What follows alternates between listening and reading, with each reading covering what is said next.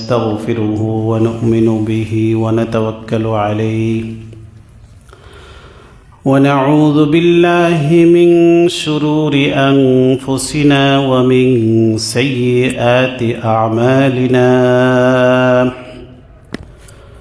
من يهده الله فلا مضل له ومن يضلله فلا هادي له ونشهد أن لا إله إلا الله وحده لا شريك له وأشهد أن محمدًا عبده ورسوله أرسله بالحق بشيرا ونذيرا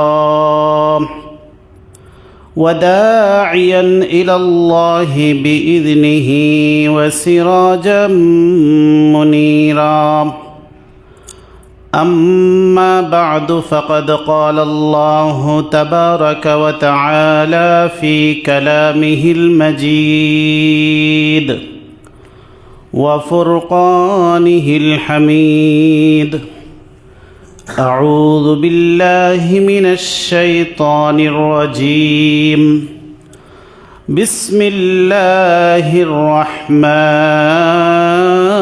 الرحيم فمن بدله بعدما سمعه فإنما إثمه على الذين يبدلونه إن الله سميع عليم فمن خاف من موص جنفا أو إثما فأصلح بينهم فمن خاف من موص جنفا أو إثما فأصلح بينهم فلا إثم عليه إن الله غفور رحيم يا أيها الذين آمنوا كتب عليكم الصيام كما كتب على الذين من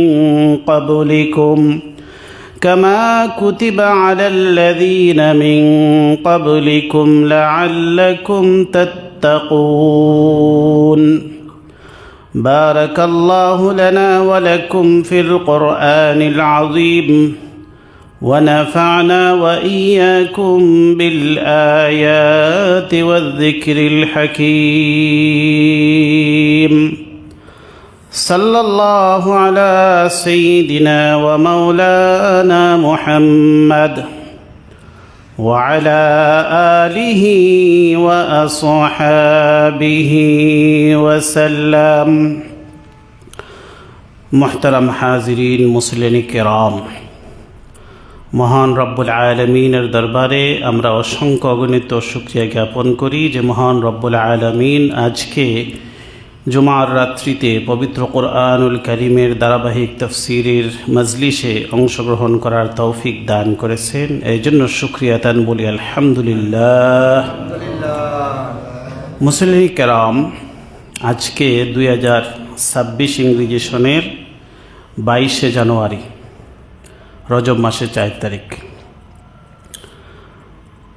আজকে আমরা সূরা আল বাকারার 181 নং আয়াত থেকে তাফসীর শুরু করব। গত সপ্তাহ পর্যন্ত 180 নম্বর আয়াত পর্যন্ত আমরা তাফসীর আলোচনা করেছিলাম। আজকের আলোচনাটাও গত সপ্তাহের আলোচনার একটি সম্পূরক আলোচনা। গত সপ্তাহে ওসিয়ত সম্পর্কে আলোচনা চলছিল, তবে ওসিয়তের জন্য কিছু শর্ত আছে যা আমরা গত সপ্তাহে কিছুটা ব্যাখ্যা করেছিলাম। এই কথাগুলি আল্লাহ সামনে বলছেন।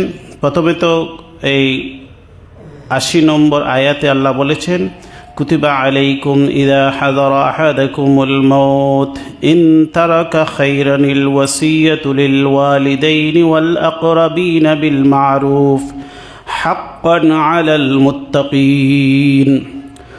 যখন তোমাদের মৃত্যু নিকটবর্তী হয়ে যায়, তোমাদের মধ্যে যারা সম্পদ পরিত্যাগ করে যাও, ছেড়ে যাও, তোমরা তোমাদের জন্য আল্লাহর পক্ষ থেকে ওসিয়তের বিধান বিধিবদ্ধ করে দেওয়া হয়েছে।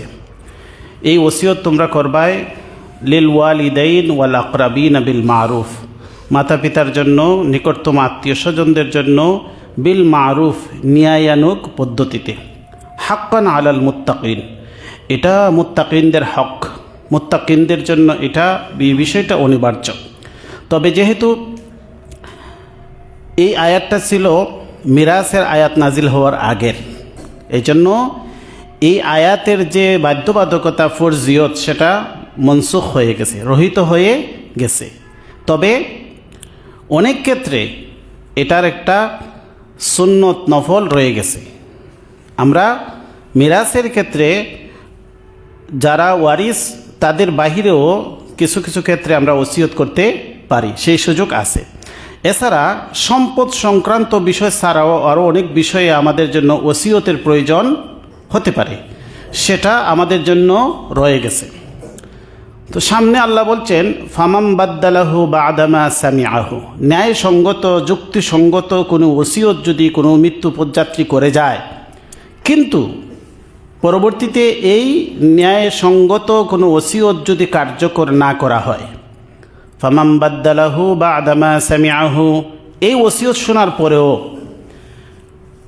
যে ব্যক্তি মারা গেল সে ন্যায়সঙ্গত কোনো ওসিয়ত করে গেছে যা কার্যকর করতে কোনো বাধা নাই, এরকম অনেক ওসিয়ত আছে না, এটাকে যদি কেউ পরিবর্তন করে, এই ওসিয়ত সে পালন করল না, অথচ এই ওসিয়তের পূরণ করার ক্ষেত্রে শরীয়তে কোনো বাধা নাই, তাহলে ফাইন্নামা ইসমুহু আলাল্লাযীনা ইউবাদদিলুনা, যে ব্যক্তি এটাকে পরিবর্তন করলো তার জন্য রয়েছে কি গুনাহ, পাপ। ফাইন্নামা ইসমুহু আলাল্লাযীনা ইউবাদদিলুনা। উদাহরণস্বরূপ কোনো একজন ব্যক্তির পালক পুত্র ছিল, কিন্তু ওয়ারিস হিসাবে কি পায় না, সে সম্পদ পায় না, কিন্তু সে ওসিয়তনামা লিখে দিয়ে গেছে জীবদ্দশায় যে আমার পালক পুত্রের জন্য আমি এই পরিমাণ সম্পত্তি দিয়ে গেলাম, এবং তার 3/1 কম সম্পত্তি তাকে ওসিয়ত করলো। কারণ শরীয়তের লিমিট হচ্ছে তার সম্পত্তির পুরা সম্পত্তির 3/1 বেশি সে ওসিয়ত করতে পারবে না, কিন্তু সে এই শরীয়তের সীমাবদ্ধতার ভিতরেই ওসিয়ত করে গেল, কিন্তু পরবর্তীতে ওয়ারিসানরা এই ওসিয়তকে মানল না, তাহলে সে তাদের জন্য কি হবে, গুনাহ হবে। এখন বুঝতে পারছেন না বিষয়টা, সেটা আল্লাহ বলছেন ফামাম বাদ্দালাহু বাদামা সামিআহু, এটা শোনার পরও যে ব্যক্তি এটাকে পরিবর্তন করলো, ফাইন্নামা ইসমুহু আলাল্লাযীনা ইউবাদদিলুনা, তার জন্য গুনাহ রয়েছে, পাপ রয়েছে, যে ব্যক্তি এটাকে পরিবর্তন করলো। ইন্নাল্লাহা সামিউন আলীম, নিশ্চয় আল্লাহ সামি', সর্বশ্রোতা, আলিম, সর্বজ্ঞানী। এর বিপরীতে দেখুন ফামান খাফা মিন মুসিন জানাফান আও ইসমান, তবে যদি এরকম আশঙ্কা হয়, ভয় হয়, মিন মুসিন ওসিয়তকারীর পক্ষ থেকে, জানাফান পক্ষপাতিত্বের, আও ইসমান অথবা গুনাহের, এমন ওসিয়ত করছে যে ওসিয়ত দ্বারা কি হয়ে যায়, পক্ষপাতিত্ব হয় অথবা গুনাহের কোনো কাজ হয়। পক্ষপাতিত্ব কীরকম সামনে আমরা বলছি। আল্লাহ এখানে বলছেন ফা আসলাহা বাইনাহুম, তাহলে তাদের মধ্যখানে যদি এটাকে সংশোধন করে দেওয়া যায়, তাদের মধ্যে যদি সুলেহ করে দেওয়া হয়, তাহলে ফালা ইসমা আলাইহি, তাহলে তার উপর কোনো গুনাহ নাই। ইন্নাল্লাহা গাফুরুর রহিম, নিশ্চয় আল্লাহ গাফুর, আল্লাহ ক্ষমাশীল, রহিম, আল্লাহ অসীম দয়ার অধিকারী। এখন কীরকম পক্ষপাতিত্ব, কীরকম গুনাহের ওসিয়ত, যেমন এরকম বহু বাস্তব ঘটনা আমাদের জীবনে আছে। আমার জানা বাবায় ওসিয়ত করে গেছে সম্পদের অংশ শুধু ছেলেরাই পাবে, মেয়েদেরকে দিবায় না। মেয়েরা সম্পদ দিলে এরা স্বামীর বাড়িতে নিয়ে যাবে, আমার সম্পত্তি আর আমার কাছে থাকবে না। ছেলেদেরকে বোঝাইছে যে এই সম্পত্তি শুধু ছেলেরাই ভোগ করবে, মেয়েদেরকে তোমরা দিবায় না। এরকম বহু ঘটনা আছে। এরকম ওসিয়ত যদি করে যায় ফা আসলাহা বাইনাহুম, তাহলে পরবর্তী বংশধরদের দায়িত্ব কি? এটাকে সুলেহ করা, এটাকে সংশোধন করা। এটা এই ব্যক্তি কি মানে সঠিক ওসিয়ত করছে না ভুল ওসিয়ত করছে? ভুল ওসিয়ত করছে। এরকম আমাদের অঞ্চলে একটা ঘটনা, এরকম বাবাই বলে গেছে মেয়েদেরকে সম্পদ দিবায় না, তার সম্পদের প্রতি খুব বেশি মানে লোভ ছিল। আসলে সে অনেক কষ্ট করে সম্পদ জুড়াইছে, এজন্য বলছে যে আমি অনেক কষ্ট করে এই জায়গা জমি জুড়াইছি, অতএব আমার সম্পদ যেন এখান থেকে কেউ না নেই, আমার ছেলেদের মাঝে উত্তরাধিকার সূত্রে এগুলা থাকবে। তোমরা তোমাদের বোনদেরকে যেমনি পারো বুঝতে দিও। কিন্তু বোনরা যখন আসতেছে বাবার ওসিয়তকে তারা সামনে পেশ করে বোনদেরকে বঞ্চিত করতেছে, তখন উলামায়ে কেরাম যখন এটা জানলেন, বোনরা যখন বিভিন্ন জায়গায় এটা বলতে লাগলো, তখন আলিমরা বলে দিলেন যে তোমার বাবা চরম ভুল করে গেছে। এখানে কি করছে? পক্ষপাতিত্ব করছে ছেলেদের প্রতি। এই জন্য আল্লাহ বলে দিয়েছেন ফামান খাফা মিন মুসিন জানাফান, পক্ষপাতিত্ব যদি করে। কার পক্ষপাতিত্ব করছে? ছেলেদের পক্ষপাতিত্ব করে মেয়েদেরকে বঞ্চিত করছে। তাহলে বাবাকে বাঁচানোর উপায় কি? আল্লাহ যেভাবে মিরাসের বিধান দিয়েছেন সেই মিরাস অনুযায়ী ছেলে মেয়ে উভয়কেই মিরাসের অধিকারী করে তাদের হক পাওনা দিয়ে দিতে হবে, তাহলে এই ব্যক্তি এই গুনাহ থেকে বাঁচতে পারবে। এখন বুঝতে পারছেন না? তাহলে আউ ইসমান অথবা গুনাহের ক্ষেত্রে গত সপ্তাহে আমরা আলোচনা করছিলাম যে এমন ওসিয়ত করে গেছে যেটা পালন করলে কি হয়? গুনাহ হয়। এরকম আছে না? আছে।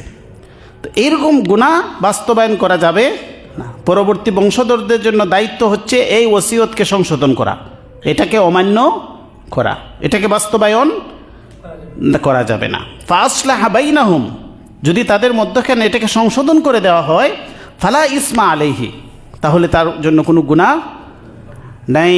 ইন্নাল্লাহা গফুরুর রহিম, নিশ্চয় আল্লাহ হচ্ছেন কি?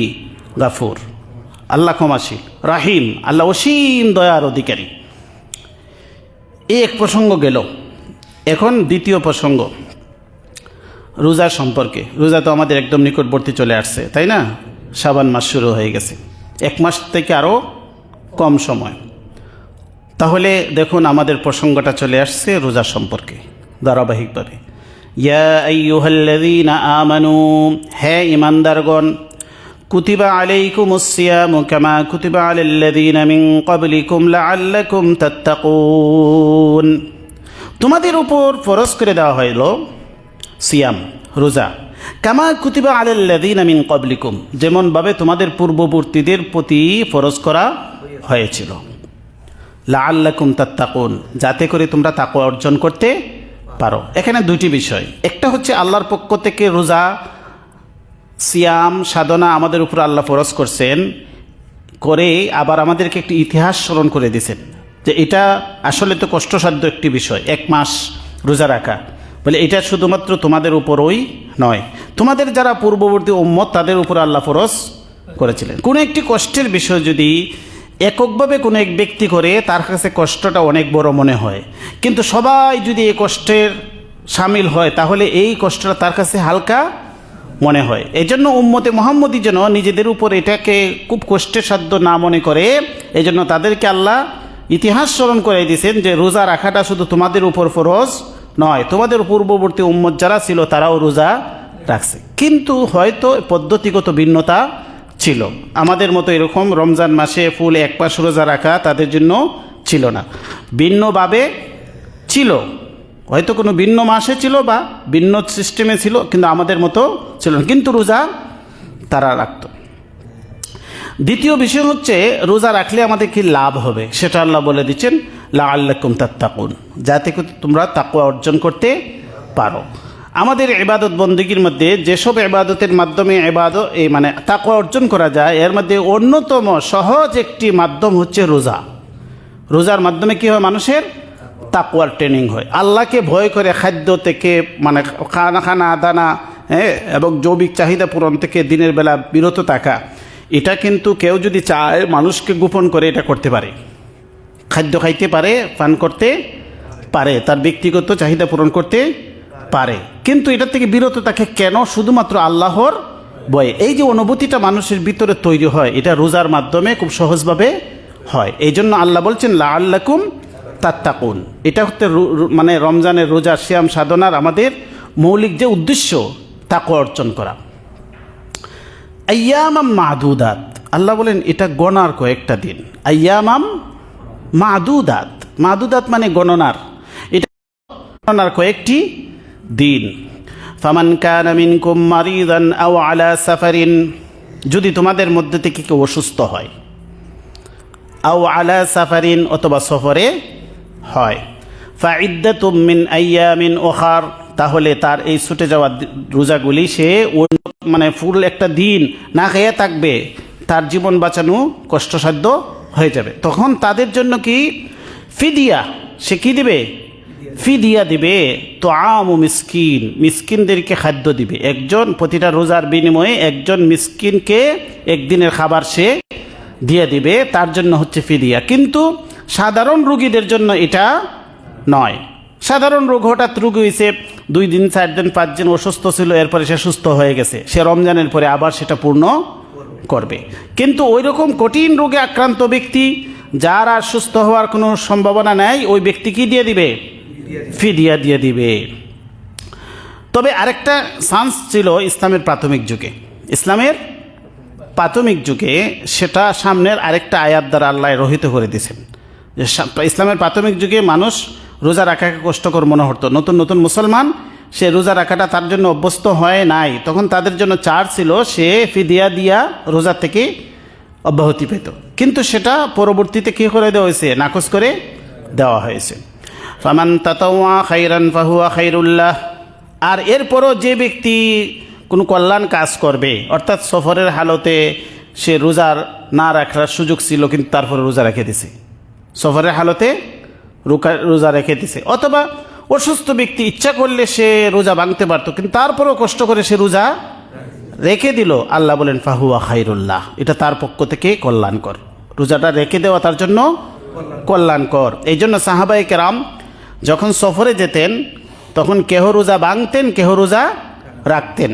যারা রোজা ভাঙলো তাদেরকেও তিরস্কার করা হইতো না, রাসূল বলতেন না যে তুমি কেন রোজা ভাঙলে, আর যে রোজা রাখতো তাকেও বলতেন না তুমি কেন রোজা রাখলে। তাহলে উভয়টা কি আছে? জায়েজ আছে, মানে রাখো খাইরুল লাকুম, এটা তোমাদের জন্য কল্যাণকর। ইন কুনতুম তা'লামুন, যদি তোমরা সেটা করো। শাহরু রমাদান আল্লাযী উনজিলা ফীহিল কুরআন, তাকে শিখে সূর্যের তাপ পাবে না। কেউ যদি কোরআন থেকে মুখ ফিরিয়ে রাখে তাহলে সে কোরআন থেকে উপকৃত হবে না। কিন্তু কোরআন আসছে সব মানুষের জন্য, সব মানুষের জন্য কোরআন এসেছে।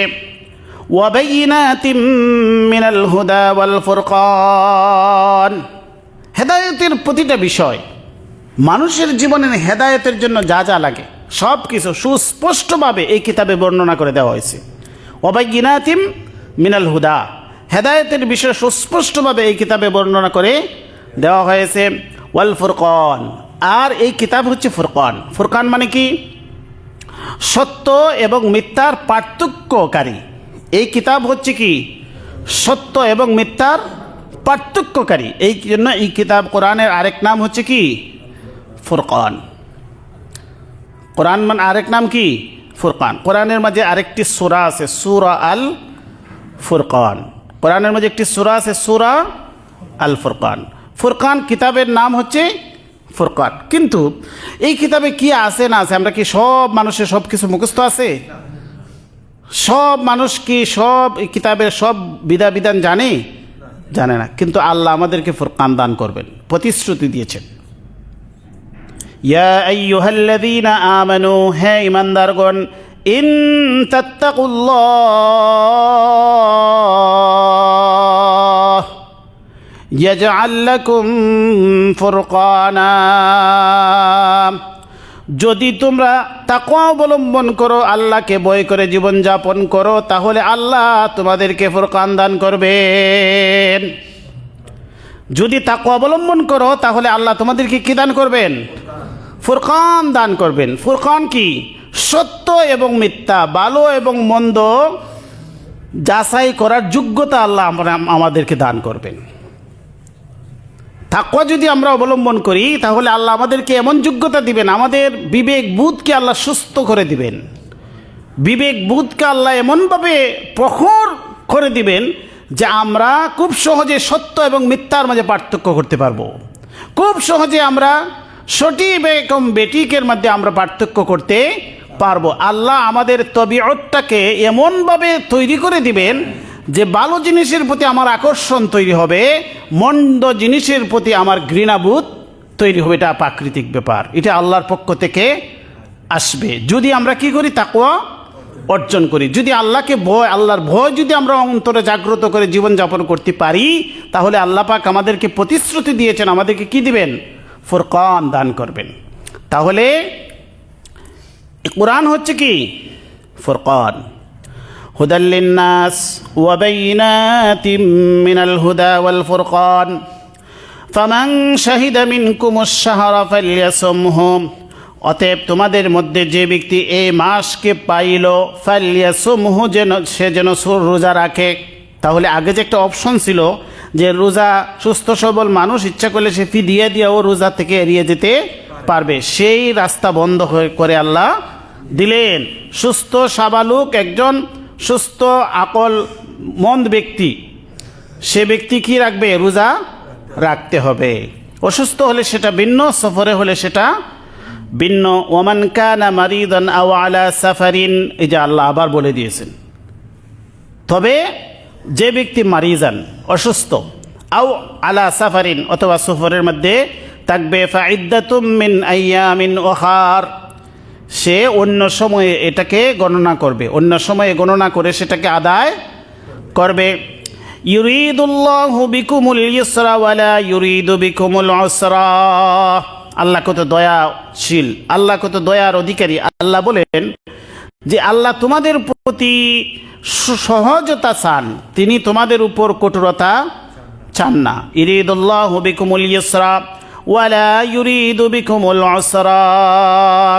এই যে রোজা দিলেন আল্লাহ, এই রোজা দিয়ে আল্লাহ তোমাদের উপর কঠোরতা করতে চান না, আল্লাহ তোমাদের জন্য সহজতা চান। এই জন্যই আল্লাহ আমাদেরকে শুধু দিনের বেলায় রোজা রাখার কথা বলছেন, রাত্রিবেলায় বলেন না। আল্লাহ তো ইচ্ছা করলে বলতে পারতেন যে 24 ঘন্টা রোজা রাখতে হবে, পারতেন না? কিন্তু আল্লাহ আমাদেরকে দয়া অনুগ্রহ করছেন, রাত্রের বেলায় যা ইচ্ছা খাও, কিন্তু তোমরা দিনের বেলায় খানা থেকে, পানাহার থেকে এবং জৈবিক চাহিদা পূরণ থেকে দিনের বেলায় পূর্ণ বিরত থাকো। এজন্য আল্লাহ কি বলেন, ইরিদুল্লাহু বিকুমুল ইউসরা, আল্লাহ তোমাদের প্রতি সহজতা চান। ওয়ালা ইউরিদু বিকুমুল উসরা, আল্লাহ তোমাদের উপর কঠিনতা চান না, তোমাদের উপর কঠোর বিষয় আল্লাহ তোমাদের উপর চাপিয়ে দেন না। ওয়ালি তুকমিলুল ইদ্দাতা, যাতে করে এবং তোমরা এই ইদ্দতটা, এই গণনার দিনগুলি যাতে পূর্ণ 1 মাস যেন রোজা তোমরা পালন করো, পূর্ণ করো। ওয়ালি তুকাব্বিরুল্লাহ আলা মা হাদাকুম ওয়া লাআল্লাকুম তাশকুরুন। আর উদ্দেশ্য কি, তোমরা আল্লাহর তাকবীর ধ্বনি দিবে। ওয়ালি তুকাব্বিরুল্লাহ, আল্লাহু আকবার ধ্বনি তোমরা দিবে। আলা মা হাদাকুম, কিসের জন্য? যেহেতু আল্লাহ তোমাদেরকে হেদায়েত দান করেছেন, হেদায়েতের বুঝ তোমাদেরকে দান করেছেন, হেদায়েতের উপর পরিচালিত করছেন। এই জন্য আল্লাহ শুকরিয়া তান কি বলবে, আল্লাহু আকবার, আল্লাহু মহান, আল্লাহু মহান বলে তোমরা তাকবীর দিবে। ওয়ালিতুকাব্বিরুল্লাহ আলা মা হাদাকুম ওয়া লাআল্লাকুম তাশকুরুন, যাতে তোমরা শুকরিয়া জ্ঞাপন করো। আল্লাহ যে আমাকে হেদায়েত দান করলেন, আল্লাহ যে আমাকে সঠিক পথের দিশা দান করলেন, আল্লাহ যে আমাকে রমজানের রোজা আদায় করার তৌফিক দান করলেন, সেটা বুঝার তৌফিক দান করলেন। এই জন্য ঈদ নামাজে যখন আমরা যাব, সেখানে আমরা বলি আল্লাহু আকবার, আল্লাহু আকবার, লা ইলাহা ইল্লাল্লাহু, আল্লাহু আকবার, আল্লাহু আকবার, ওয়ালিল্লাহিল হামদ। ঈদের সময় আমরা তাকবীর দিই না, সেটার দিকে আল্লাহ ইঙ্গিত দিচ্ছেন। 1 মাস রোজা রাখছো, ঈদের দিনে আল্লাহর জুড়ে জুড়ে আল্লাহকে তাকবীর, আল্লাহর তাকবীর ঘোষণা করো। আল্লাহু আকবার, আল্লাহু আকবার, লা ইলাহা ইল্লাল্লাহু, আল্লাহু আকবার, আল্লাহু আকবার, ওয়ালিল্লাহিল হামদ। আমরা ঈদের সময় কি দেই? তাকবীর দেই। ওয়াইদা সাআলাকা ইবাদি আন্নী ফাইন্নী করিব। একজন গ্রাম্য লোক এসে রাসূলুল্লাহ সাল্লাল্লাহু আলাইহি ওয়াসাল্লামকে প্রশ্ন করলো, ইয়া রাসূলুল্লাহ, আমাদের রব, আমাদের আল্লাহ আমাদের নিকটে না দূরে? আমরা যে অনেক সময় দূর আস্তে আস্তে মনে মনে চুপে চুপে আল্লাহকে ডাকি, আল্লাহ কি শুনতে পান? আমরা নামাজের মাঝে কোনো সময় কেরাত জুড়ে পড়ি, কখনো আস্তে পড়ি, তাসবিহ মনে মনে পড়ি, তাই না? চুপে চুপে পড়ি। তো এই যে আমরা চুপে চুপে আল্লাহকে আমরা ডাকি, আল্লাহর জিকির করি, সেটাকে আমার রব শুনতে পান কি না? আল্লাহর জবাব দিচ্ছেন, ওয়াইদা সাআলাকা ইবাদি, হে নবী, আমার কোনো বান্দা যখন আপনাকে প্রশ্ন করে আমার ব্যাপারে, আন্নি, ওয়াইদা সাআলাকা ইবাদি আন্নি, যখন আমার বান্দা আমার ব্যাপারে আপনার কাছে প্রশ্ন করে, তখন বলে দিন ফাইন্নী করিব, নিশ্চয় আমি কি? নিকটে। আল্লাহ আমাদের কি? নিকটে। উজিবু দাওয়াতাদ দাঈ ইযা দাআন, যখন আমাকে ডাকা হয় তখন আমি এর জবাব দেই। আমার বান্দা যখন আমার কাছে দোয়া করে, আমার কাছে প্রার্থনা করে, আমার তাসবিহ পাঠ করে, আমাকে স্মরণ করে, আমি তার ডাকে সাড়া দেই। উজিবু দাওয়াতাদ দাঈ ইযা দাআন, বান্দা যেখানেই থাকুক, যত গোপন স্থানেই থাকুক, যেখানেই থাকুক, সে মনে মনে হৃদয়ে হৃদয়ে যদি আমাকে ডাকে, চুপি চুপি আমাকে ডাকে, যেখানে পৃথিবীর কোনো মানুষ শুনে না সেখানেও আমি শুনি। আল্লাহ কত আমাদের নিকটে। এই জন্য আল্লাহকে আমরা যে অবস্থায় থাকি সে অবস্থা থেকে আল্লাহকে আমরা ডাকতে পারি, আল্লাহ সাহায্য প্রার্থনা করতে পারি। পৃথিবীর আমাদের যারা অভিভাবক আছেন, আমাদের সরকার আছেন, আমাদের প্রেসিডেন্ট আছেন, প্রধানমন্ত্রী আছেন, তাদের কি এই গুণ আছে? তাদের এই গুণ আছে? জনগণে কে কোথায় কোন বিপদে পড়ে ডাকতেছে, সরকারকে মানে সাহায্য চাইতেছে, এটাকে শুনতে পায়? এটার জন্য মাধ্যম লাগে। এটার জন্য কি লাগে? মাধ্যম লাগে। দেশের প্রেসিডেন্টের কাছে, প্রধানমন্ত্রীর কাছে, প্রশাসনের ব্যক্তির কাছে যদি কোনো কিছু চাইতে হয় তাহলে একটা সিস্টেম অনুযায়ী চাইতে হয়, তাই না? ডিসির কাছে অথবা প্রশাসনিক কোনো লোকের কাছে গিয়ে দরখাস্ত দিতে হয়, এটা ধীরে ধীরে গিয়ে প্রধানমন্ত্রী প্রেসিডেন্টের কাছে পৌঁছে না। কিন্তু আল্লাহকে এরকম গুণে গুণান্বিত, আল্লাহকে আমাদের কথা জানেন না, আমাদেরকে শুনেন না, আমাদের পরিস্থিতি দেখেন না। এই জন্য আল্লাহকে অন্য কোনো দেশের প্রেসিডেন্ট, প্রধানমন্ত্রী, রাজা বাদশার সাথে তুলনা করা যাবে না। এই জন্য এই আয়াত যখন আমরা শুনবো তখন আমরা আল্লাহকে যে কোনো স্থানে, যে কোনো বিপদে আমরা আল্লাহকে ডাকতে উৎসাহিত হব। এই জন্য বন্ডরা মানুষকে বোঝায়, মূর্খ লোকদেরকে, যে দেশের প্রেসিডেন্টের কাছে সরাসরি যাওয়া যায় না, প্রেসিডেন্টের কাছে, প্রধানমন্ত্রীর কাছে সরাসরি যাওয়া যায় না, মন্ত্রী এমপিদের মাধ্যমে, ডিসিএসপির মাধ্যমে যাইতে হয়। এই জন্য কী করতে হবে? ওই ফিরের দরবারে যাইতে হবে, ফিরের দরবারে গিয়ে সেজদা দিতে হবে, ফির বাবারে গিয়া ডাকতে হবে। তো এই যুক্তিকে খাটলো। শুনুন, আল্লাহ বলেন, উজিবু দাওয়াতাদ দাঈ ইযা দাআন, যখনই আমাকে ডাকা হয় তখনই আমি তার ডাকে সাড়া দেই। ফালইস্তাজিবু লি ওয়ালিউমিনু বি লাআল্লাহুম ইয়ারশুদুন, অতএব সে যেন আমার ডাকে যেন সে সাড়া দেয়। আমি যেহেতু তার ডাকে সাড়া দেই, সেও যেন আমার ডাকে সাড়া দেয়, সে যেন আমার হুকুম মান্য করে। ফালইস্তাজিবু লি ওয়ালিউমিনু বি, সে যেন আমার প্রতি বিশ্বাস স্থাপন করে, আমার প্রতি যেন ঈমান আনে। লাআল্লাহুম ইয়ারশুদুন, যাতে করে সে সৎ পথে পরিচালিত হতে পারে, যাতে করে সে সঠিক পথের দিশা পেতে পারে। ওয়াহিল্লা লাকুম লাইলাতাস সিয়ামির রাফাসু ইলা নিসাইকুম, আল্লাহ বলেন তোমাদের জন্য হালাল করে দেওয়া হয়েছে রাত্রির বেলায়, লাইলাতাস সিয়ামি, রাত্রির বেলায়, রাফাসু ইলা নিসাইকুম, তোমরা তোমাদের স্ত্রীদের সাথে মেলামেশা করতে পারবে। কারণ এটা আগে কি ছিল? প্রাথমিক যুগে নিষেধ ছিল। এর ব্যতিক্রম অনেকগুলা ঘটনা ঘটে গেছে, আল্লাহ হালাল করে দিলেন। দিনের বেলায় নিষেধ, কিন্তু রাত্রির বেলায় তোমাদের জন্য খাওয়া পিয়া, খানা পিনা যেরকম তোমাদের জন্য হালাল, ঠিক তেমনিভাবে স্ত্রী সম্ভোগও তোমাদের জন্য হালাল। আল্লাহ কত দয়াশীল, অনুগ্রহশীল। এটাই আল্লাহ বলছেন, ওয়াহিল্লা লাকুম লাইলাতাস সিয়ামির রাফাসু ইলা নিসাইকুম হুন্না লিবাসুল লাকুম ওয়া আনতুম লিবাসুল লাহুন্না, তারা তোমাদের জন্য লেবাস, ওয়া আনতুম লিবাসুল লাহুন্না, আর তোমরা তাদের জন্য লেবাস। লেবাস মানে কি? আমাদের জন্য আমাদের সহায়ক, আমাদের লেবাস, আমাদের পোশাক আমাদের শরীরের সাথে একদম লেগে থাকে, তাই না? এটা আমাদের জন্য জীবনের জন্য পরিপূরক। অতএব স্বামী স্ত্রী একজন আরেকজনের জন্য পরিপূরক, একজন আরেকজনের জন্য কি? সহযোগী, একজন আরেকজনের জন্য সহায়ক।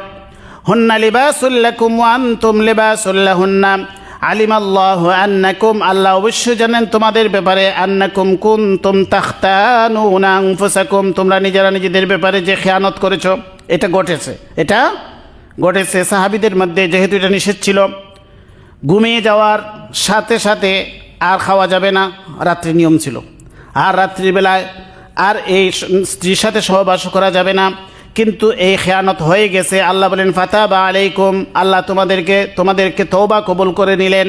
আল্লাহ তোমাদের কি প্রতি কী করছেন? দয়াশীল হয়ে এটাকে আল্লাহ ক্ষমা করে দিয়েছেন। ওয়া আফা আনকুম, আল্লাহ তোমাদের থেকে এই যে ত্রুটি বিচ্ছুতিটা ঘটে গেল এটাকে আল্লাহ ক্ষমা করে দিলেন। ওয়া আফা আনকুম ফালআনা বাশিরুহুন্না, অতএব তোমরা এখন থেকে তোমরা তোমাদের সহবাস করতে পারবে। ওয়াবতাগু মা কাতাবাল্লাহু লাকুম, আর এটাকে তালাশ করো, মা কাতাবাল্লাহু লাকুম, আল্লাহ তোমাদের জন্য যা লিখে দিয়েছেন, তোমাদের সন্তান প্রয়োজন। অতএব এই রমজান মাসেও তোমরা রাত্রিবেলায় মেলামেশা করতে পারবে, আর এটাকে তোমরা তালাশ করতে পারবে, এর মাধ্যমে যেন আল্লাহ তোমাদেরকে সন্তান সন্ততি দান করেন। এটা বন্ধ না। ওয়াকুলু ওয়াশরাবু, অতএব তোমরা খাও এবং পান করো, হাত্তা ইয়াতাবায়্যানা লাকুমুল খাইতুল আবয়াদু মিনাল খাইতিল আসওয়াদি মিনাল ফাজর, সাদা রেখা কালো রেখা, সাদা রেখা কালো রেখা, একটা হচ্ছে সুবে সাদিক, একটা হচ্ছে সুবে কাজিব। বুঝতে পারছেন? এখানে সাহাবারা অনেক সময় ভুল বুঝছিলেন, সাদা সুতা আর খালা সুতা। এখানে আল্লাহ সাদা সুতা এবং খালা সুতা বলেছেন। তো সাদা সুতা দ্বারা কি বোঝান? সাদা রেখা, আকাশে একটি সাদা রেখা সুবে সাদিক যখন হয়, এর আগে একটি কালো রেখা থাকে। যখন আকাশের কালো রেখা থেকে সাদা রেখা আলাদা হয়ে যাবে তখন পর্যন্ত মিনাল খাইতিল আসওয়াদি মিনাল ফাজরি, সুবে সাদিক যখন হয়ে যাবে এর আগ পর্যন্ত তোমরা খাও এবং পান করো। সারা রাত্রি খাওয়া খাদ্যর জন্য আল্লাহ অনুমতি দিয়ে দিলেন। আগে শুধু ছিল ঘুমিয়ে যাওয়ার আগ পর্যন্ত, ঘুমিয়ে যাওয়ার আগ পর্যন্ত। একজন সাহাবীর জীবনে এরকম ঘটনা ঘটে গেছে। তিনি সারাদিন কর্মক্লান্ত হয়ে সন্ধ্যার সময় বাড়িতে ফিরে আসলেন, স্ত্রীকে বললেন খাওয়া দাওয়া কি আছে দেও। স্ত্রী বললেন ঘরে তো খাওয়া খাদ্য নাই, আপনি একটু রেস্ট করুন, আমি দেখি পাশের ঘরে কারো কাছ থেকে কোনো কিছু ধার নিয়ে এসেনি, আপনাকে খাদ্যের ব্যবস্থা করতে পারি। কিন্তু ইতিমধ্যে ক্লান্ত শ্রান্ত সাহাবী ঘুমিয়ে গেলেন। আর কি খাইতে পারবেন? ঘুম যখন হয়ে গেছে আল্লাহ দয়া করলেন, রাসূল যখন এটা জানলেন আল্লাহর পক্ষ থেকে ফয়সালা এসে গেল, একবারে ফজর পর্যন্ত খাইতে পারে। যতবারই ঘুমাও, ঘুমিয়ে যাও অথবা ঘুম ভাঙ্গুক, তোমরা একদম সুবে সাদিক পর্যন্ত খাওয়া দাওয়া করতে পারবে।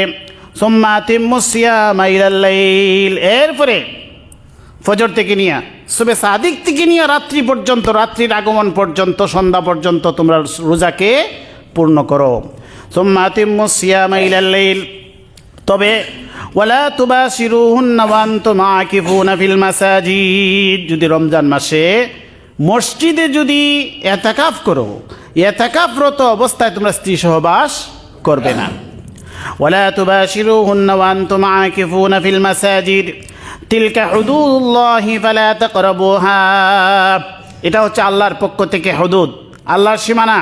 ফালা তাকরাবুহা, অতএব এই সময় স্ত্রীর কাছাকাছি তোমরা যাবে না।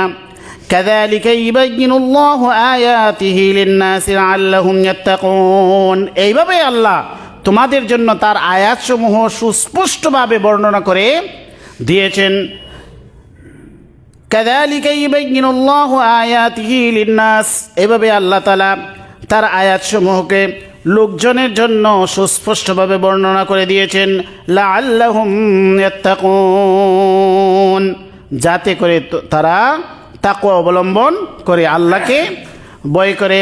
ولا تأكلوا أموالكم بينكم بالباطل وتدلوا بها إلى الحكام لتأكلوا فريقا من أموال الناس بالإثم وأنتم تعلمون অতএব তোমরা একজন আরেকজনের এক পক্ষ আরেক পক্ষের সম্পদকে অন্যায়ভাবে গ্রাস করবে না। ওয়ালা তাকুলু আমওয়ালাকুম বাইনাকুম বিল বাতিল, আগে যেহেতু তাকওয়ার আলোচনা চলছিল, অতএব তাকওয়ার একটা প্রতিফলন যেন তোমাদের জীবনে ঘটে। আল্লাহকে ভয় করবা, একজনের সম্পদ আরেকজনে কি করবা না, অন্যায়ভাবে গ্রাস করবা না। ওয়াতুদলু বিহা ইলাল হুক্কামি লিতাকুলু ফারিকাম মিন আমওয়ালিন নাসি বিল ইসমি, অন্যায়ভাবে কারো সম্পদ গ্রাস করার জন্য এটাকে বিচারকের কাছে পেশ করবে না। জেনে শুনে জানো যে এই সম্পদের মালিক তুমি নয়, এরকম একটি মিথ্যা জাল দাবি নিয়ে বিচারকের কাছে গিয়ে তোমরা এটার জন্য দাবি পেশ করবে না। ওয়ান্তুম তাআলামুন, জেনে বুঝে জানো যে এটা তোমার সম্পদ নয়, তারপরে একটি জাল দলিল তৈরি করে এরপরে বিচারকের কাছে গিয়ে মিথ্যা মামলা দেয়। তারপরে ওই মূল মালিককে কি করে, হয়রানি করে, বৎসরকে বৎসর হয়রানি করে ওই ব্যক্তিকে, মানে লাস্টে কি বলে, ঠিক আছে তোমার মামলা আমি প্রত্যাহার করবো, আমাকে কিছু টাকা দিয়ে দাও। এ টাকার জন্য, অন্যায় সুবিধা নেওয়ার জন্য জেনে বুঝে অন্যের সম্পদের উপর সে কী করে মামলা করে। এইটার জন্য তোমাদের জীবনে না ঘটে। এটা খুবই ভয়ঙ্কর বিষয়। অন্যের সম্পদের উপর গিয়ে তোমরা অন্যায়ভাবে এটাকে গ্রাস করার জন্য এটা মামলা মোকদ্দমা পর্যন্ত, আদালত পর্যন্ত, বিচারক পর্যন্ত তোমরা এটা নিয়ে যেও না। এটা কেন গুরুত্বপূর্ণ? আগে আল্লাহ বলছেন তাকওয়ার কথা বলে সম্পদের কথা বলছেন যে যদি সত্যিই তোমরা তাকওয়া অর্জন করে থাকো, যদি তোমার সত্যিই যদি আল্লাহর ভয় তোমাদের অন্তরে জাগ্রত হয়ে থাকে, তাহলে তোমরা অন্যের সম্পদকে গ্রাস করার জন্য এইভাবে মামলা মোকদ্দমার আশ্রয় তোমরা নিবে না। এই প্রসঙ্গে সংক্ষিপ্ত সূত্র একটি সূরা, মানে একটি হাদিস শুনে আমরা আজকের আলোচনা শেষ করে দেই। সহিহ মুসলিম শরীফের হাদিস, রাসূলুল্লাহ সাল্লাল্লাহু আলাইহি ওয়াসাল্লাম জিজ্ঞেস করলেন সাহাবায়ে কেরামদেরকে, হযরত আবু হুরায়রা থেকে বর্ণিত হাদিস, আতাদুরুনা মানিল মুফলিস, তোমরা কি জানো মুফলিসকে? নিঃস্ব, একেবারেই নিঃস্ব, দেউলিয়া, কিছুই নাই, মুফলিসকে তোমরা কি জানো? সাহাবায়ে কেরাম জবাব দিলেন, আল মুফলিসু ফিনা মান লা দিরহাম লাহু ওয়ালা মাতা।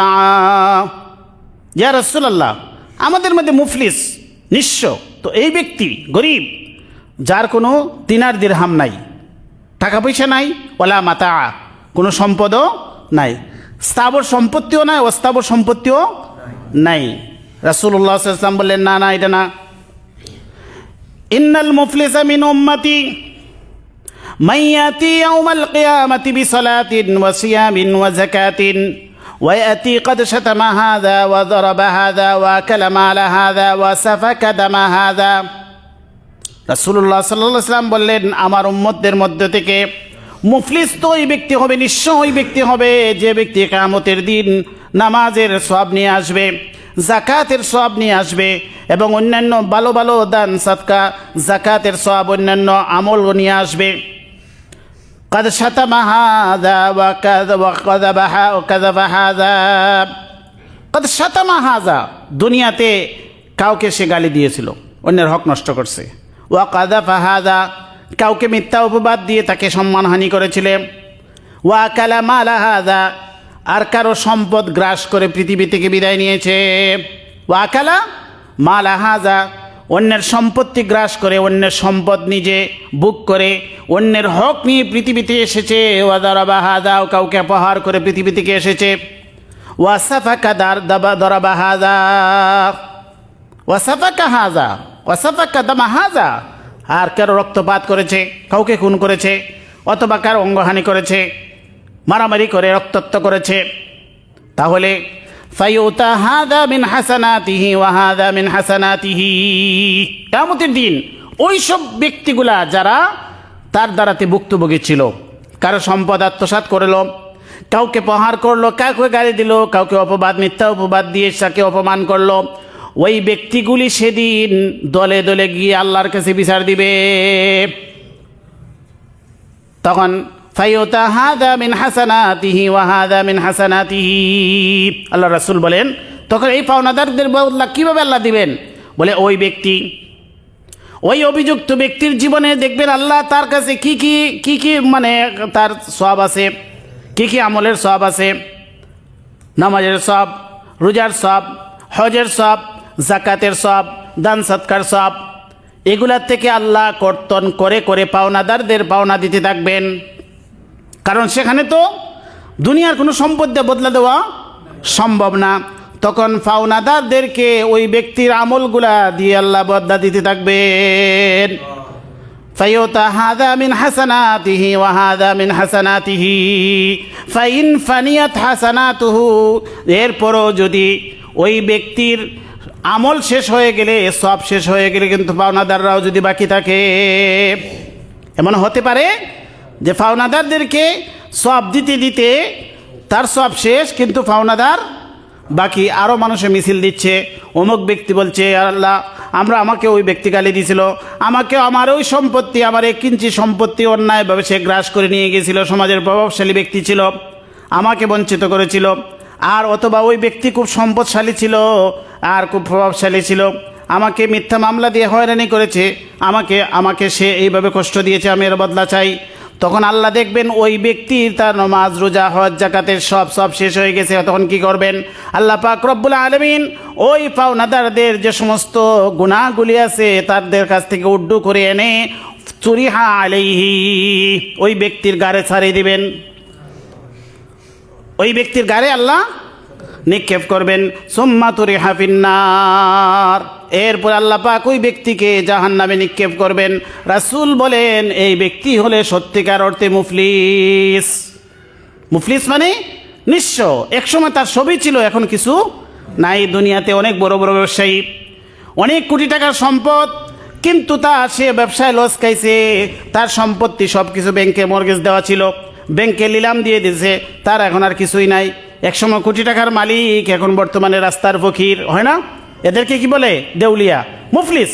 ঠিক তেমনিভাবে কিয়ামতের দিন ওই কিছু সংখ্যক মানুষ কিয়ামতের দিন মুফলিস হয়ে যাবে।